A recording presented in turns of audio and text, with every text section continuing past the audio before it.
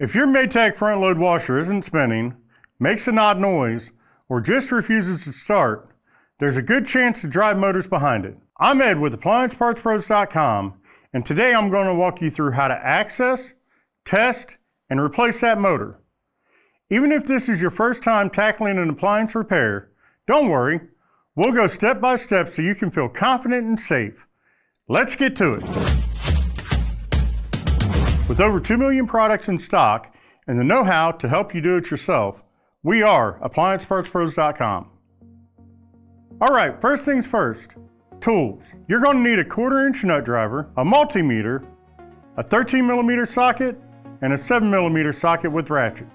And don't forget to unplug the washer or shut off the breaker before doing anything inside. Start by taking off the rear panel. Use your 1/4-inch nut driver to take off the bolts. Once that's out of the way, you'll see the direct drive motor assembly sitting right at the back of the tub. Take a close look at the motor wiring harness and connector. You're checking for anything that looks overheated, melted, discolored, or loose. Damage like that can drive up circuit resistance and cause the motor to overheat or fail. Next, to get to the stator windings for testing, we'll need to remove the rotor. Grab your 13mm socket and remove that rotor bolt.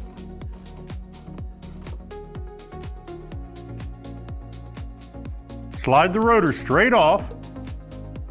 Take a second here to inspect the rotor magnets. Look for cracks or damage, and make sure there's no junk or debris caught between the rotor and the stator. You'd be surprised how often that causes trouble.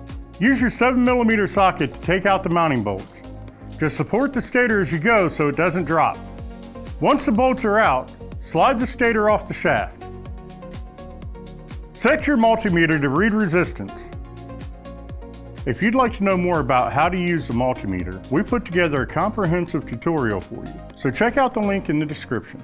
Measure the resistance between each of the 3 winding parts. They should read somewhere between 6 and 20 ohms, and they ought to be within 1 ohm of each other. If you've got an open, short, or ground, or one of the legs is way off, you've got yourself a bad stator. That motor needs replacing. If the resistance checks out, try turning the drum by hand. It should spin smooth and easy. If it feels tight, grinds, or drags, you might have a bearing issue or something stuck in the tub. If your motor's bad, go ahead and remove the stator. Double check that the wiring harness is fully disconnected before you pull it away from the washer. Here's the old motor, and here's the new one. If you've already got your replacement part, you're good to go. If not, you can grab the right motor for your washer model over at AppliancePartsPros.com. Most parts ship out fast. Now let's get the new motor installed. Line up the stator on the shaft and use the original bolts to secure it. Tighten those bolts evenly so everything sits right. Then slide the rotor back onto the shaft and snug it down with that retaining bolt. Reconnect the motor wiring harness. Once that's done, reinstall the rear panel and check to be sure no wires are getting pinched. Then you can restore power. Run the quick service cycle or just a normal wash with an empty drum. Watch for smooth motor operation, proper drum rotation, and make sure there aren't any error codes. If you do see errors, hop back into service diagnostic mode and clear any stored fault codes. Nice work!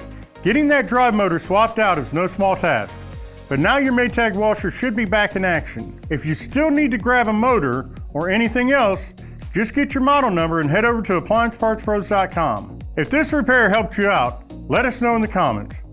Always good to hear what worked or didn't. Thanks for watching, and we'll see you next time.